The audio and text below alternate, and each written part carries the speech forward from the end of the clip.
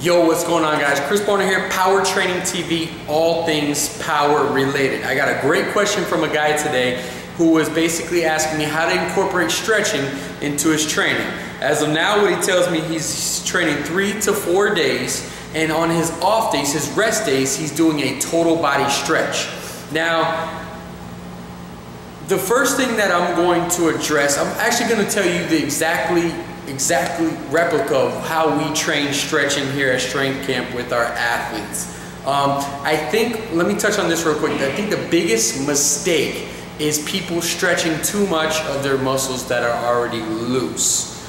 But let's go ahead and start. When an athlete comes in, we take them through a total muscular imbalance assessment. So what we want to see is really what's tight, pulling you out of that perfect, balanced, efficient body, that machine that has to operate and perform whatever it may be. After we determine which muscles are too tight and taking you out of that posture or that body that we want, we then make sure that they statically stretch this muscle every time they walk in the door. So say for instance, say we have Johnny, who's a football player. Johnny bench presses every day. He's got a kyphotic posture. Every day he comes in, he's gonna stretch his pec minor, boom. He's gonna stretch his lats, maybe his anterior deltoid, maybe some areas of his neck.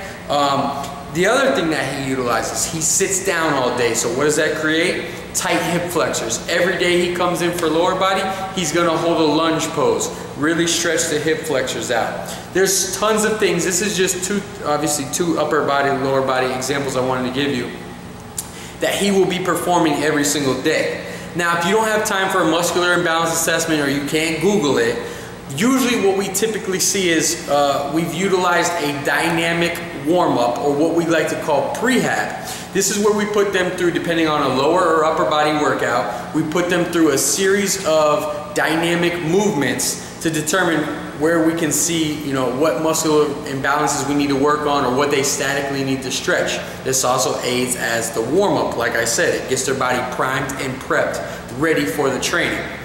We don't do any stretching after. We don't do any stretching really typically on off days unless they really need it. What this allows us to do is stretching statically in the beginning of the training is it allows them to perform, now that you've deadened this nervous system, it allows them to perform out of that efficient body, right? So now let me give you an example. Now if we stretch those hip flexors, right? They're able to go and do the sprints and the jump training we did through full extension, okay? So if we did the upper body bench day, or if we did an overhead press and they were really tight and kyphotic, if we were able to loosen up that pec minor and draw that lat down, now we're able to do the overhead press without worrying about them doing an incline press. They can go completely overhead. I hope that makes sense. I'm trying to give you guys the best example as I can. But usually that's how we incorporate our stretching. We figure out what the imbalances are, and we loosen up those muscles, right, the tight ones, and then we go ahead and do a dynamic warm-up, prime them for the training, and then we train. That's it. Come back to your assessment 3 months later, figure out what's tight, weak, and repeat again. I hope that helps. Sorry this is long-winded. Chris Barner, Power Training TV. I'll see you guys next time.